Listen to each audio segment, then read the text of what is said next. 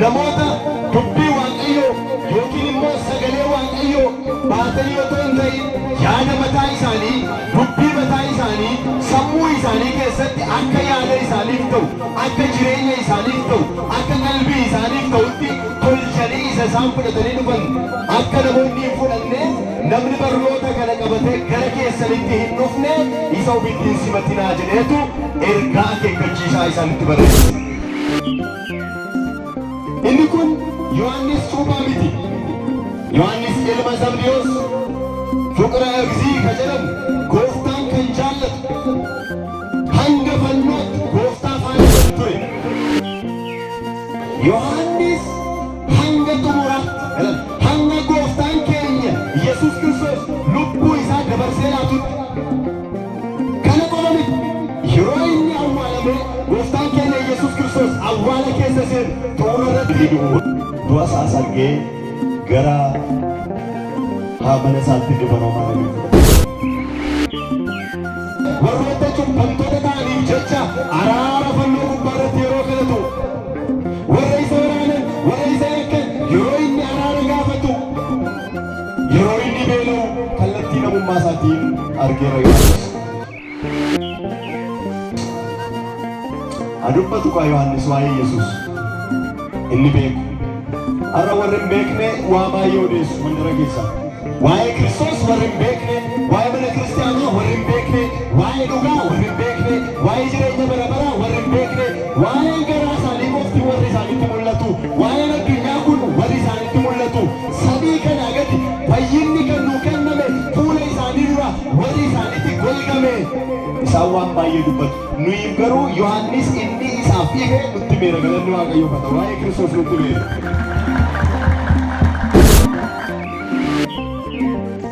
Waan hafuura qulqulluudhaan isaaf hubatameef waan isaaf galeef waan argeef waan hubateef Yohaannis abbaa wangeelaa isa kan nutti ergaa isaa gubbaa irratti wangeela isaa gubbaa irratti kana qofa miti waa'ee dhiiguu isaa waa'ee madaa'uu isaa waa'ee tuffatamuu isaa waa'ee garafamuu isaa gatii nu kaffaluu isaa dubbatee immoo hin dhiisne gooftaa bara baraa ta'uu isaa waaqa bara baraa ta'uu isaa nutti hime. Ati saba hundumaa keessa qooqa hundumaa keessa biyya hundumaa keessa mootummaa Waaqayyootiif luboota isaan taasisfeetta ati qalamteetta'oo galanni siif ta'a isaanis immoo lafarratti mo'uudhaaf jiru jedhanii kumni kumaatamni fuula isaa duratti akka isaan dhufanii sagada Yohaannis mul'ata isaatiin arginu. Zingala waaqni keenya nama miti garuu maalla waaqa maal ta'e waaqa maal ta'e waaqa nama ta'e. Isaan untuk nama atani. Bukan di sini mama namni nama tahu di sini. Nama tahu di sini namni. Biasa dia namni. Waktu ini jalan tenate, numol jiran, om sipine biasa tan.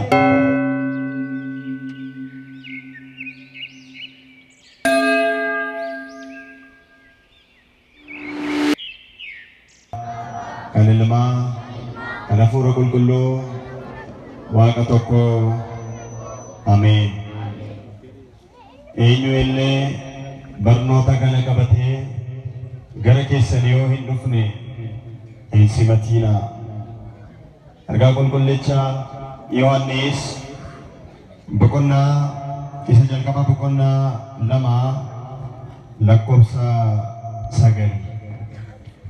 Kabajamtoota abbootii keenya luboota hojjettoota mana lubummaa aanaa kanaa bulchoota mana kiristaanaa kanaa maqaan keessan waamamaa kan ture abbootii koo tajaajila mana kiristaanaaf kan ariifattanuu obboloota daaqonoota barattoota dilbataa ijoollee Waaqayyoo hundi keessan akkam galgaleeffatan isa xumuraati wajjin galateeffadhaame. Isheen kun sagantaa xumuraati jechuudha kan wajjin qabu. Akkam jirtu? Warri kun dubbattanii akkam jirtu? Galanni Waaqayyoof haa ta'u. Baga irra geessan.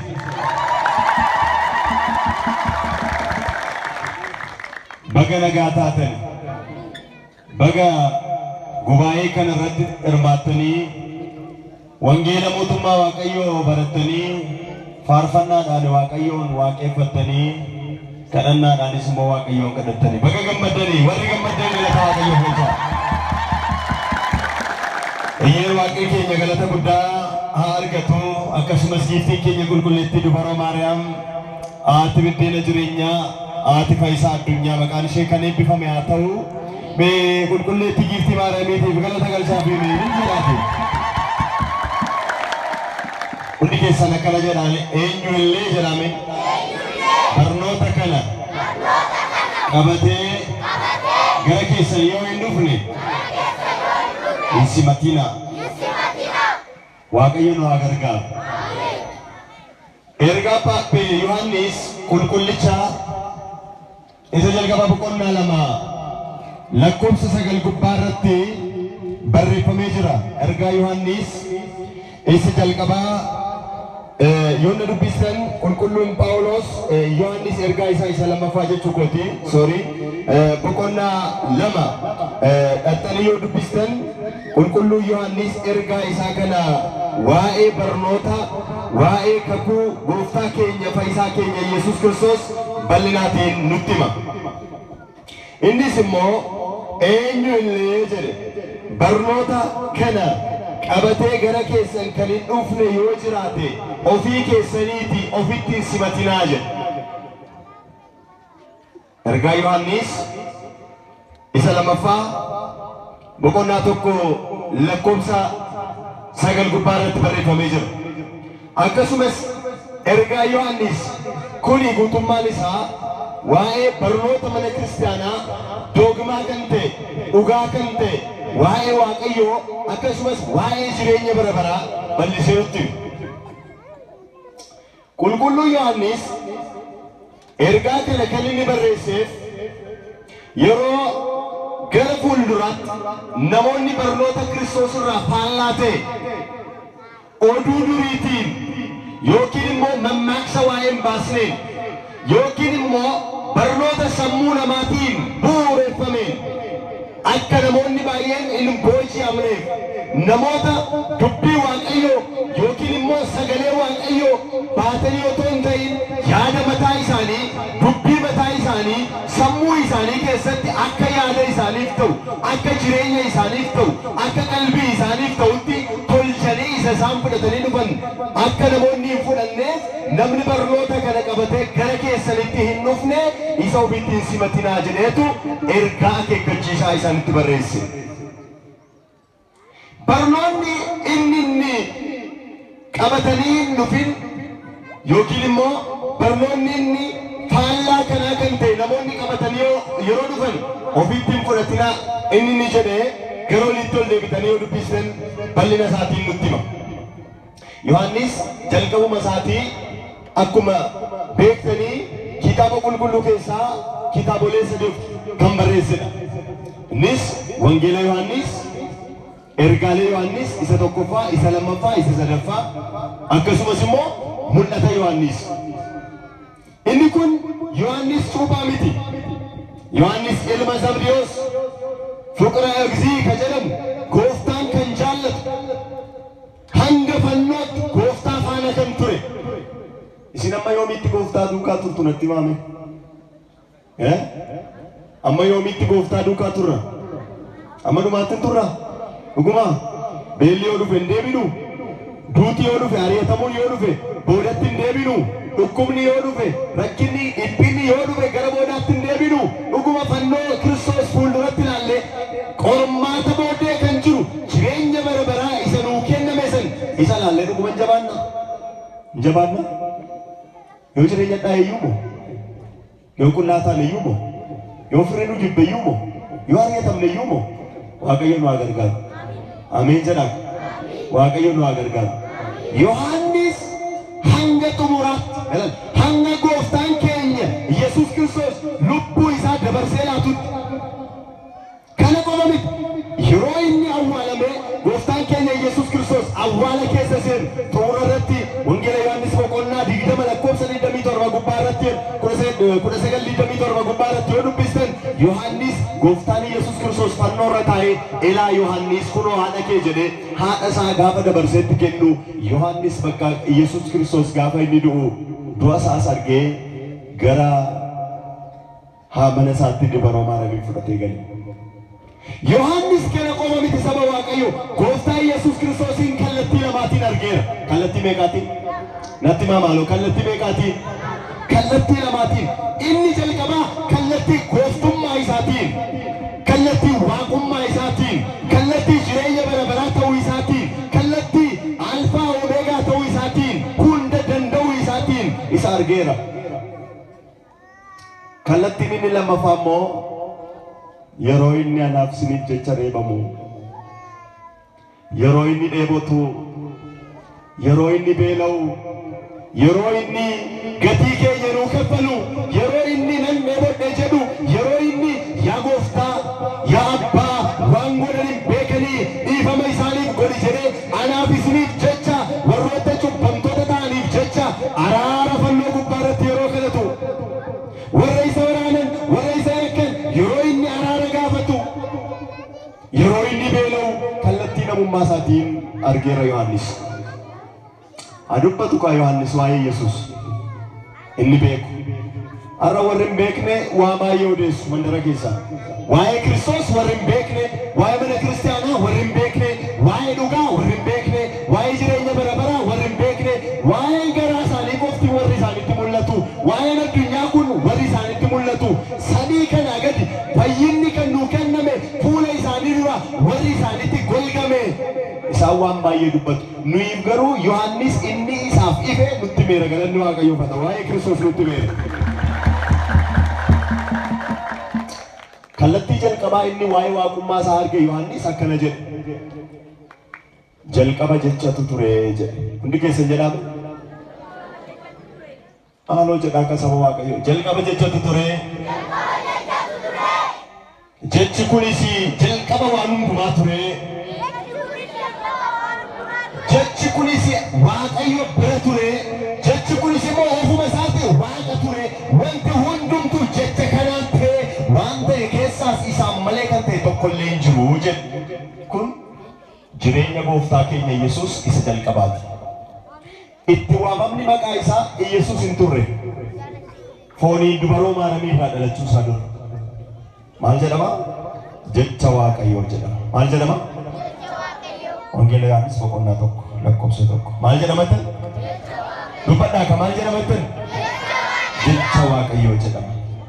Mul'ata Yohannis boqonnaa 19 lakkoofsa 13 በደም የተረጨ ልብስ ተጎናጽፏል፣ ስሙም የእግዚአብሔር ልጅ ተብሏል። የእግዚአብሔር ቃል ተብሏል። ኡፈተ ዲጋ መከመ ኡፈተ ጅራ መቃን ኢሳ immoo jecha Waaqayyoo jedhamee jira jedhe. Maqaan isaa eenyu jedhameera? Natti maaka maqaan isaa eenyu jedhameera? Maqaan isaa jecha Waaqayyoo jedhamee jira. Inni lammaffaa waamichi maqaa isaa ilma Waaqayyooti. Maalidha? Maalidha jettan? Sagalee daa'imman kana duwwaan itti dhaga'amaa hundi keessan jedhamee diinni haa na'u. Maal jedhama jettan? Ilma Waaqayyoo jedhama. Wangeela Yohannis boqonnaa 3 lakkoofsa 16 gubbaa irratti Waaqayyo tokkicha ilma isaa hanga kennuufitti biyya lafaa jaalate. Maal isaa jettan? Ilma isaa. Akkasumas Yesuus Kiristoos otoo addunyaa kana irratti fooniin hin dhalatin dura hirree Waaqayyoo jedhamee waamama. Maal jedhamee waamama? Maal jedhamee waamama? Hirree Waaqayyoo. Dapat Isaይያስ ምዕራፍ 56 ከቁጥር 58 ከቁጥር 16 ላይ እግዚአብሔር መልካም ሰው እንደሌለ አየ፣ ተረዳ። ሰውም እንደጠፋ አወቀ፣ አየ። ወደ እርሱም የሚማልድ የሰውን ኃጢአት የሚያስወግድ እንደሌለ ተረዳ። ስለዚህ የገዛ ክንዱን መድኃኒት አመጣለት አለ።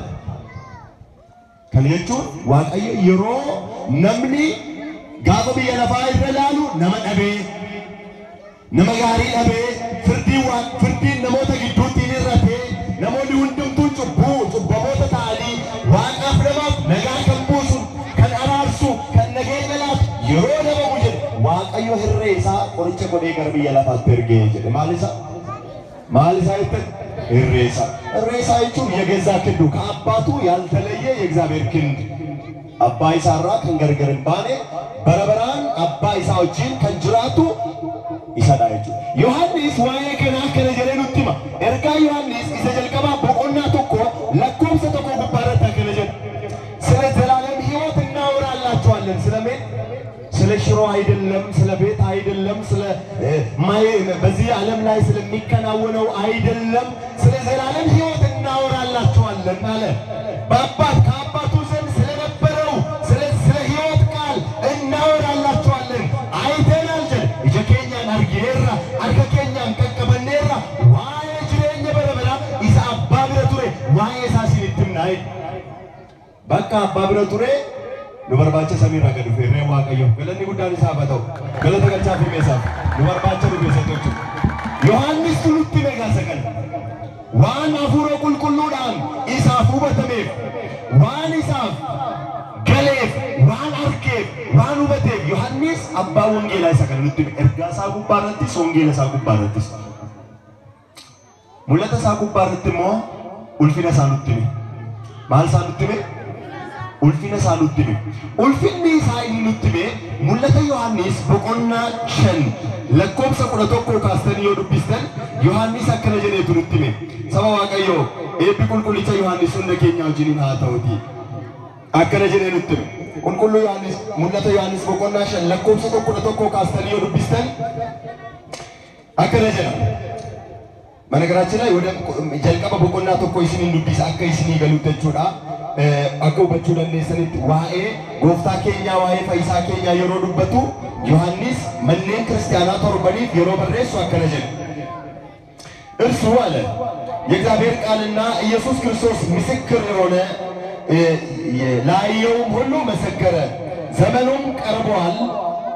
ዘመኑም ቀርቧል የነበረው የትንቢቱን ቃል የሚሰሙትና በውስጡ የተጻፈውን የሚጠብቁ ብፁዓን ናቸው።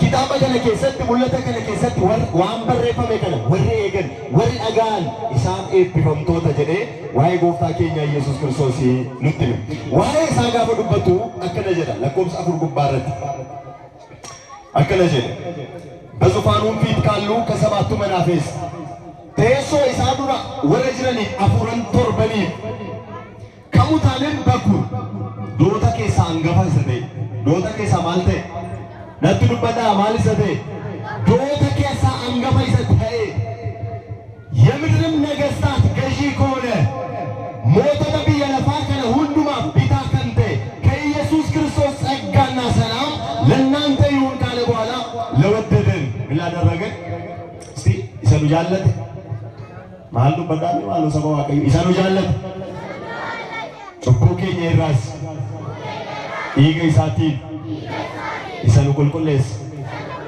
ጋለኒ ሳበቶ ካነ ጀኔኑ በሬሰ ዮሐንስ ለወደደን ከኃጢአታችን በደሙ ላጠበን አለ። ከሙታን በኩ ዶተ ኬሳን ነበይሰቴ አከሱመስ ሞጀለ ላላ ሰባው አቀዮ ሞቲ ሞተታ ከንተ ኢሰ ጩቡ ኬኛሞ ኢገይሳቲ ቁልቁሌስ ጀኔ ዋኤ ክርስቶስ ኑትነ ከነ ቆቆሚቲ ዋኤ ዲጉሳ ዋኤ መዳውሳ ዋኤ ቱፈተሙሳ ዋኤ ገረፈሙሳ ገቲኑ ከፈሉሳ ዱበቴሞ ኢስነ ጎፍታ በረበራተውሳ ዋቀ በረበራተውሳ ኑትነ አባ ኢሳዎችን አፉረ ቁልቁሉ ወችን ጅራቹ ሳኑትነ በከፍታው ለእርሱ በተሰጠው በባህሪው ለእርሱ በተገለጠለት መጠን ስለ ክርስቶስ ይናገራል። ስለ እግዚአብሔር ቃል ይናገራል።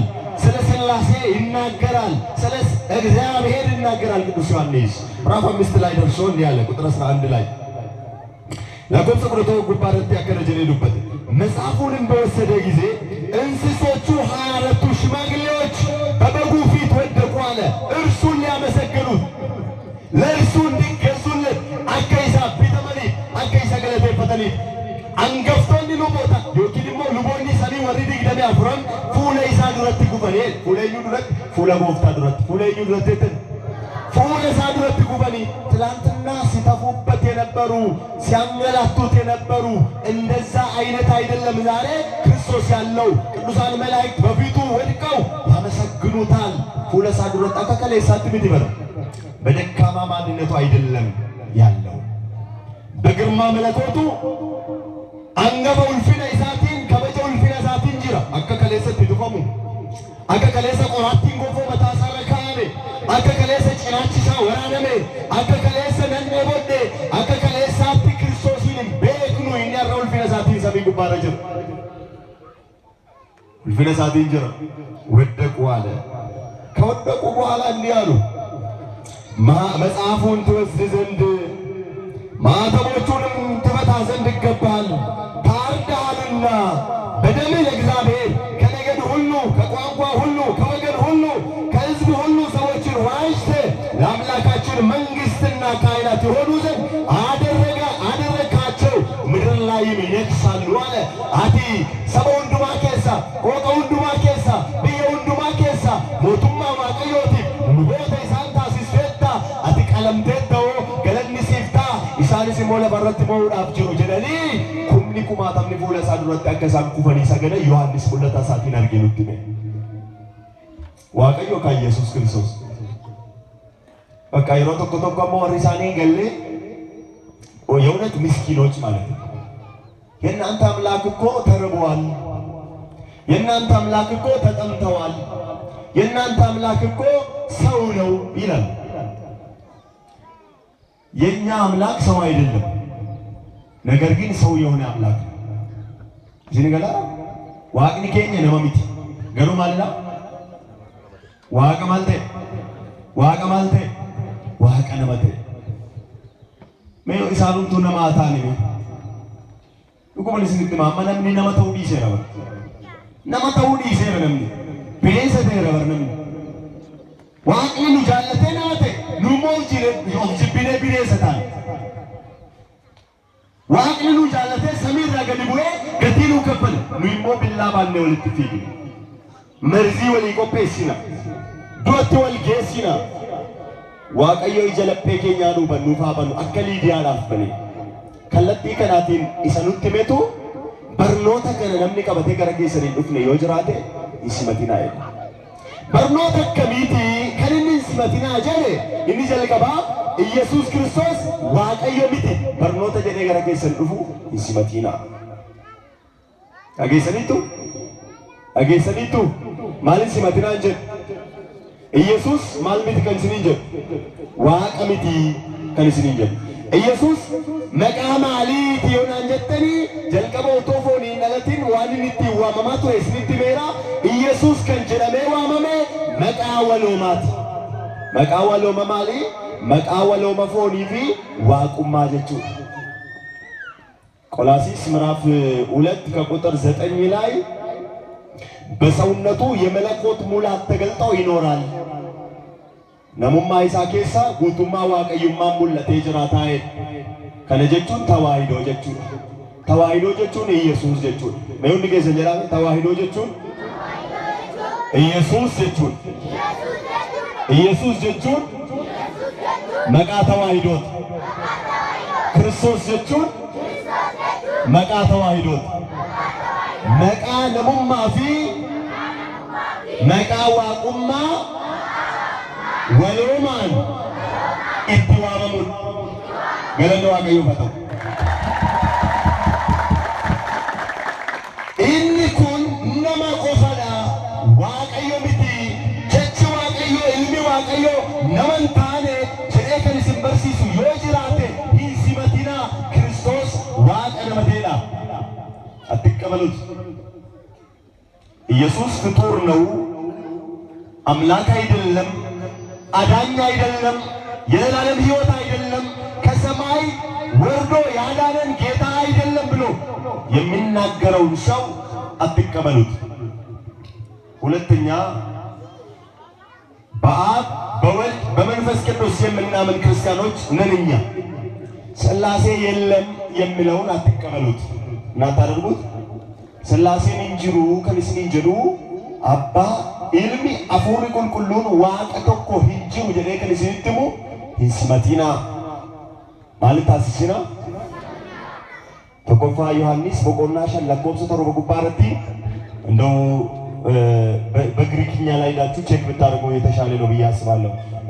ኪታባ አፋኒ ግሪክ በረፈመ ጅሩ ትራንስሌሽን ይሳውል አንተን ጋር ይደ ቃል ቀነስ ብላለች። ለምን እንደቀነሱባት አላውቅም። በሰማይ ሶስት ምስክሮች አሉ አለ።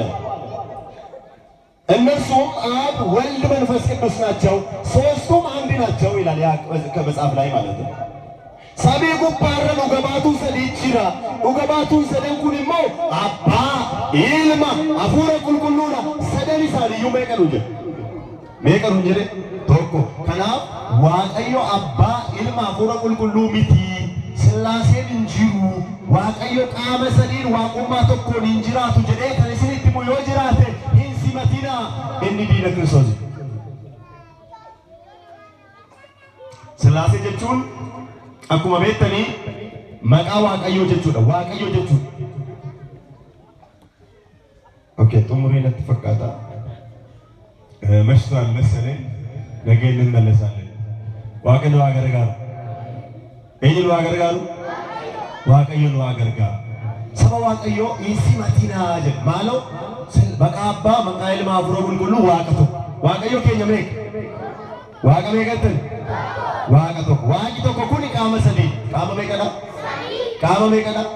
Qaamni sadan kun gargar bahinsa malee, wal caalinsa malee, wal dursinsa malee, inni tokko isa tokkorraa gargar bahee utuu hin taane qaamonni sadan kun abbaa ilmaa afuura qulqulluu kan jedhaman qaama waaqayyooti yookiin immoo waaqayyo jechuudha. Namni isa kana hin barbaadu lakkisni jedhu barumsa kana qabatee yoo dhufe hin simatinaa. Qaama sadan keessaa tokko ilmi samiirraa gadi bu'ee foon namaa uffateera jedhee namni yoo isinitti falme barnoota kana hin simatinaa. Inni sadaffaa dubaroon Maariyaam haadha Waaqayyoo miti kan jedhee dubbatu yoo jiraate hin simatinaa. Maaliin godhina? Maal miti kan isiniin jedhu? Dubaroon Maariyaam haadha eenyuuti? Haadha eenyuuti? Haadha Waaqayyooti. Haadha Waaqayyooti jechuun akka mana kiristaanaa keenyaatti argamsi waaqummaa dubaroo Maariyaamii jechuu keenya miti. Waaqummaan argamsan qabu. Hundumtuu argamsiisaa waan hundaati. Garuu haadha Waaqayyooti gaafa jennu melakooti yookiin waaqummaan samiirraa gadi bu'ee garaa ishee keessa buufatee waloomaan waan dhalate inni isheerraa dhalate kun gooftaadha, inni isheerraa dhalate kun Waaqayyoodha, isheedhaadha Waaqayyoo jedhamtee waamamti. Namni dubaroon Maariyaam haadha Waaqaa miti haadha namaati jedhee kan dubbatu yoo jiraate mana keessanitti hin simatinaa. Warra akkana jedhan barnoota ormaa baatanii warra zooran waan ta'eef. Tamattuu laattaqaleelawu. Maaliif seetanii isaatii keenya dheeraa waan ta'eef jechuudha saba Waaqayyoo. Qulqulluun Phaawulos maal jedha seetanii ergaa isaa Tiitoo gubbaarratti akkana jedhee dubbata lakkoofsa 13:14 jechuudha. ይህ ምስክር እውነተኛ ነው። ምን? አብ ወልድ መንፈስ ቅዱስ የዘላለም አምላክ ነው። ኩን ረጋን ኡጋዳ ዋቀዮ ጅራታዳ ኢየሱስ ልመ ዋቃቲ ኢየሱስ ጎፍታዳ ኢየሱስ ፈይሳ ብየለፋቲ ዱበሮን ማርያም አለ ዋቀዮቲ ከንጀሉ ከለመደ ነደራቱ ኩን ከኑ እንዳቲ ከኑጋቲ የርገጀደ ቦደ ማጀና። ስለዚህ ምክንያት አይሁድን ተረትና ከእውነት ፈቀቅ የሚሉትን ሰዎች ትእዛዝ ሳያዳምጡ በሕይወት ጤናማዎች እንደሆኑ አበርታቸውና ንገራቸው ቀሳቸው ይላል። barnoota ayhuudini akka isaanii maalin taane akka isaanii hin goonfamne taratiidhaan jechuudha. Oduu duriitiin akka isaanii dogoggorree waa'ee Sillaaseetti akka isaan amanan waa'ee mana kiristaanaatti akka isaan ciman dhugaa waaqaa ittiin gorsi akka isaan dogoggoratti hin seenne isaanii jedhu. Kanaaf mana kiristaanaa keenya keessatti wangeelli mootummaa Waaqayyoo addunyaa kana keessatti ni barsiifama. Kanaaf barnoota ormaan dhaggeeffatinaa. Sagalee waaqaatiin ala kan ta'e sagalee ormaa dhageessanii mana kana keessaan bahina. Yeroo tokko tokko የመጨረሻ ቃሌ ነው እቺ waan tokko isinitti hima. Har'a magaalaa kana keessallee akka jiru beeku addunyaa kana ramma mandara keessa yoo deemtanii warroota kaleessa ortodoksii turanii ortodoksii keessaa ba'anii maaliif ortodoksii baatee yoo jettanii gaafattan Yesuustu naa ifeenaan ortodoksii keessaa bahee jedhu. Eenyutu naa ifeenaan natti maa eenyu hin argadhe Yesuusiin an fudhadhee gooftaan fudhadhee jedhu. Kun dogoggora guddaadha. Yesuusin siif betaanaan bataskaana keessaan baatu dhuguma sitti maa. Yesuus Kiristoos waaqa akka ta'e, gooftaa akka ta'e, jireenya bara baraa akka ta'e ክርስቲያና keessaa achi dhattee irbaata seexanaa taata. Waaqayyo si abaraaru. Waaqayyo si abaraaru. Namni gooftaa Yesuus Kiristoos argate maqaa isaatiin maqaa abbaa ilmaa hafuura qulqulluutiin cuuphamee ilma tawaahidoo jechuun ilma kiristiyaanaa jechuun ilma Waaqayyo sanyii mootummaa Waaqayyo irraa dhalate ta'a bira.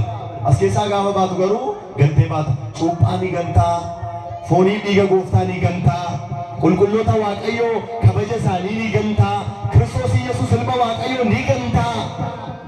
As keessaa hin bahin. Waaqayyo nu gargaaru. Ilaa dargaggoo sittanii bataskaana keessaa hin bahin. Kiristoos bakki itti lallabamu iddoo kana. Jireenyi bara baraa kan itti himamu iddoo kana. Ilaal waa tokko isinitti himu.